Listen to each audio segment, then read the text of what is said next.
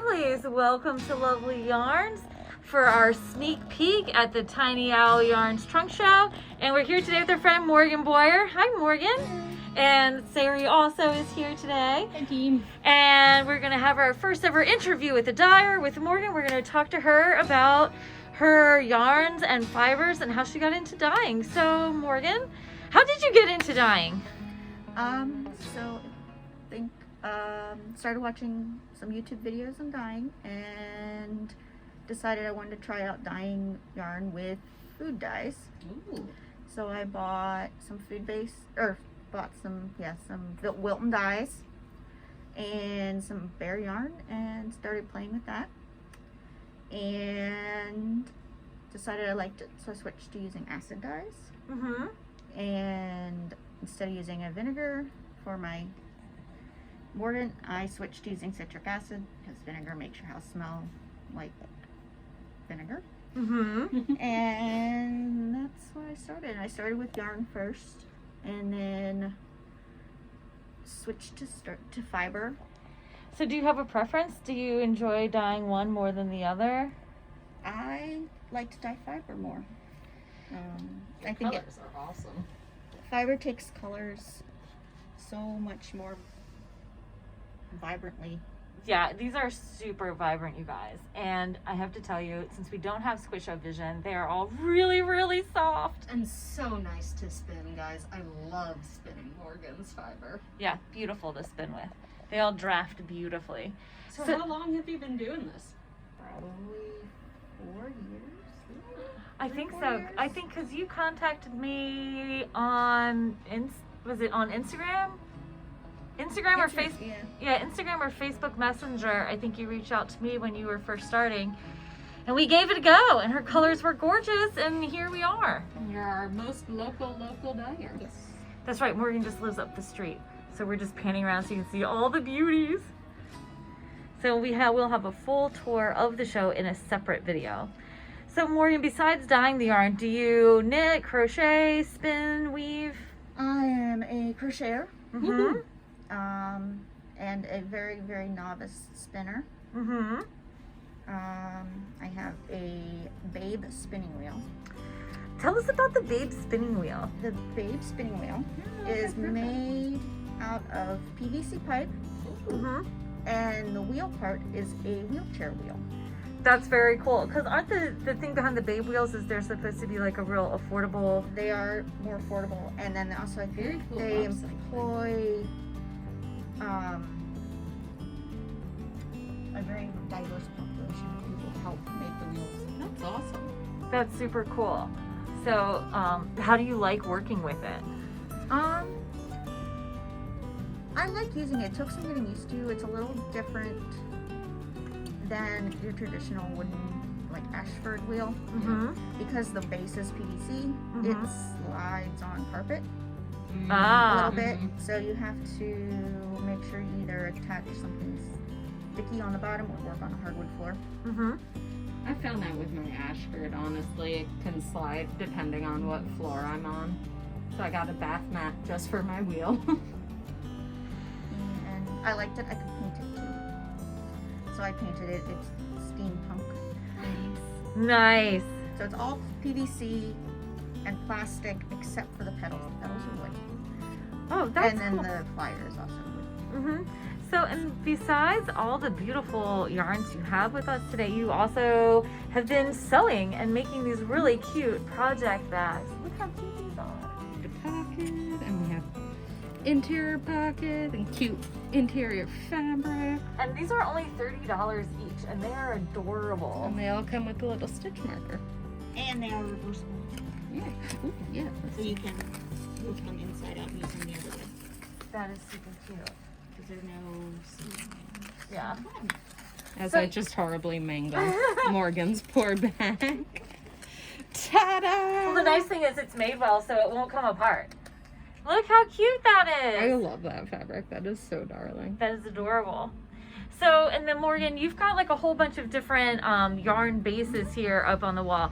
Can you walk us through and tell us a little bit about the bases that you've chosen to present for the show this time? Also your base names, because those have a fun story behind Yes, them. they do. Yes. So I guess we'll start on this side.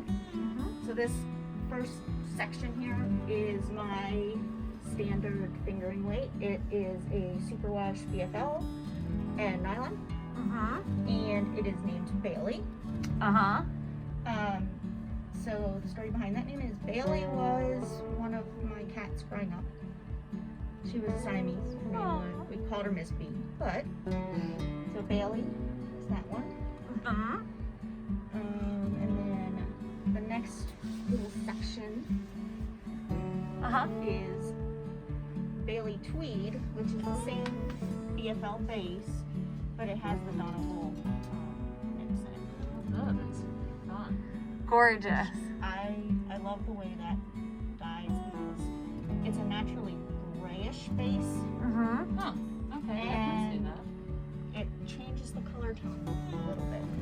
So, so many dyers have like loads of merino and only merino. It's nice that you've got like this BFL base instead. What do you notice about working with the BFL in your dyeing that's different to working with the merino? The BFL takes color a little differently than the merino. I want to say it really like it kind of like sucks the color up sort of in a way. Yeah. So you get if you don't move the yarn around a little bit to make sure you're getting the dye everywhere, you get more white space. Okay. So the dye doesn't bleed so much through the fiber? Right, yeah. So it really like it just like it hits the yarn and it like sucks it up right away. Oh wow. So you get like real intense color like right away. So this is the regular Bailey, and then we were looking at the Bailey Tweed. And then over here we have the Ellie, which is your superwash merino fingering base. Right. So where does Ellie come from? Ellie is my sister's granddaughter. And then we have some Ellie down here as well. It's beautiful. Gorgeous colors. I have a So- kitty named Ellie. So, and then moving on from the Ellie, up here is Rufus. So Rufus is my alpaca base. So it's alpaca merino blend. The yarn bases that you carry, you've named after family pets. Yes. So every one of them is a pet. Was a pet or is a pet. That's so cool. What was the yarn you used for your shawl that you entered into our Happy Hooker happening? That would be the Rufus base. That was the roof. That was really lovely. Very lovely. And then I'm panning down below the Rufus is Alice. So you want to tell us about that one? Alice is the merino bamboo base. Very soft. So, and then of course we have a yak base, which is just called yak. So you don't have a family pet named Yak. No. And then tell us about this one. That is the Lilu base. It's merino, nylon, and stellina. So it's got a subtle shimmer to it. Lilu is one of my sister's cats. And then this other sparkle. The other sparkle is Aggie. That is also a merino blend. It's just merino. There's no nylon in it, and the lurex, which is what gives it that nice sparkle. And this one's really soft too. Yeah, and you would think with the sparkle in it it'd be a little rough, but it's not. It's very soft. And then above Aggie is this beautiful. That is Shay. That is the baby Sari alpaca silk lace weight. And then the lace weight is The lace weight is Lucy, which is a cat we had growing up. That's just merino. Tons of yardage. Yeah, tons of yardage. This one's got lace fans. For 100 grams, you get 926 yards. Holy. Yeah, that is a lot. That's a lot of lace. Oh, that'll take forever to wind, but we're happy to do it for you. Absolutely. And then tell us about this chunky baby over here. that would be Otis. Mm-hmm. That is a BFL base, an Aaron weight. Mm-hmm. So it's Oof, smushalicious. chunky, smushy. Otis is my sister's one other cat. Mm-hmm. Is he a chunker? He is a chunker. He has been put on a diet.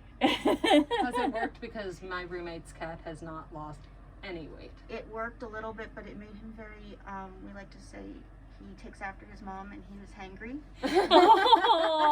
And Yeah, cats don't appreciate diets. you know, he picked on his sister. Neither do humans. He was picking on his sister, who is Lilu. Oh. So, yeah, Poor he was babies. not thrilled about that. And just a reminder, Lilu is skinny and sparkly. Yes. Is she skinny and sparkly in real life? She is skinny and fluffy. Aw. And then down below Otis is... Drusilla is a DK weight, superwash merino, and Drusilla was one of the cats I had growing up. Awesome. That's one of the sisters from Cinderella, right? Possibly.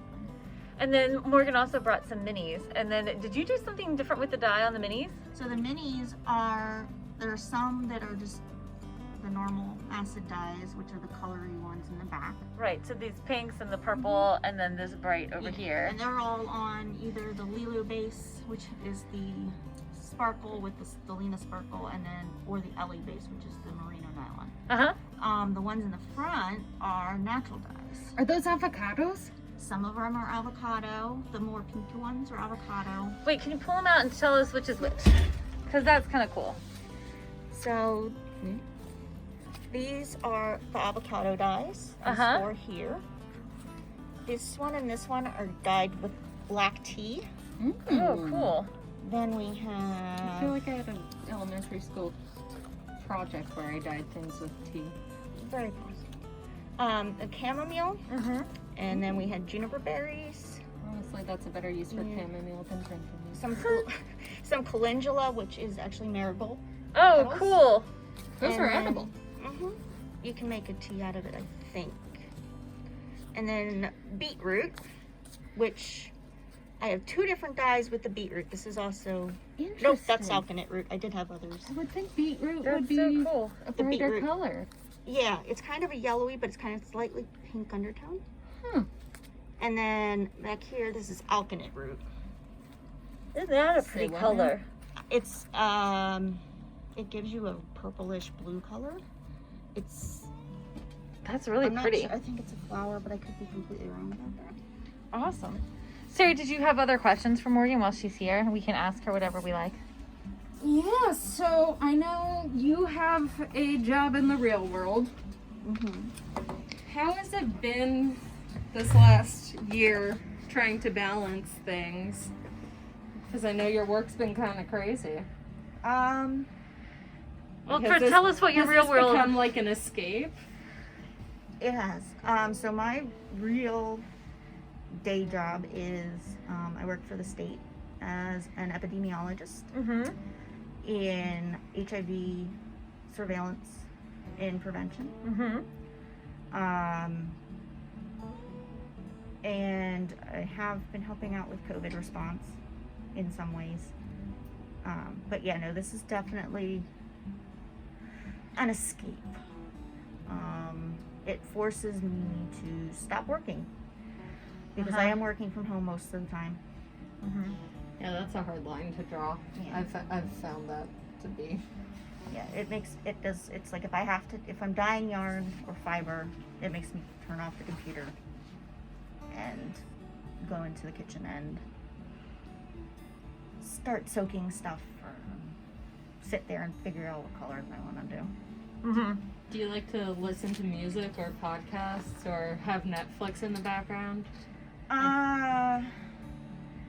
Most of the time I would say Netflix or YouTube, depends. Mm-hmm. And then I also will have two cats trying to walk on the counter They're so helpful. and they get shooed away because I try to keep them away from everything as much as possible. Yeah. But So Morgan, there's different ways to dye yarn and to do acid dyeing. Like some people do crock pots, some people do like Those big serving trays. yeah, big serving trays. What is your favorite method? So I started out using a big pasta pot, Uh-huh. and then I switched to using large roasting pans. A note for our viewers at home, if you're going to use pots and pans, please have a separate set from which those you use to cook your food. They're Yeah. Please. dedicated pans for dyeing, dedicated spoons, dedicated. I have dedicated dish towels. My sink gets emptied out of all regular stuff and only used for dyeing, and then I'd get it rinsed out really well before I put any other stuff back into it. So then if somebody wanted to like order a sweater's quantity worth of any one of your colorways, how many skeins are you able to dye at one time in a batch? So I can do 4. So the roasting pans I use, I can fit comfortably 2 skeins in each pan. But I also have the big catering trays, Uh-huh. and I can dye in those too, and I can put 4 skeins in those. Awesome. So like say I had somebody come in, or one of our lovely viewers at home came in and said, oh, you know, I love X colorway. Is there a way we could get like a sweater quantity? Would you be able to do that? Yeah. Okay. So you keep a notebook of your dyes and all of the recipes? For the most part, there are some that are kind of one-offs. Mhm. They were oopses. Uh-huh. Mhm. And I'm trying to think of any of those oopses, but most of them I try to keep record of what dyes I use, Mm-hmm. and then I will also take a picture of it in the dye pan. And then the lace weight is The lace weight is Lucy, Mhm. which is a cat we had growing up. That's just merino. Tons of yardage. Yeah, tons of yardage. This one's got lace fans. For 100 grams, you get 926 yards. Holy Yeah, that is a lot. That's a lot of lace. Oh, that'll take forever to wind, but we're happy to do it for you. Absolutely. And then tell us about this chunky baby over here. That would be Otis. Mm-hmm. That is a BFL base, an Aran weight. Mm-hmm. So it's Oof, smushalicious. chunky, smushy.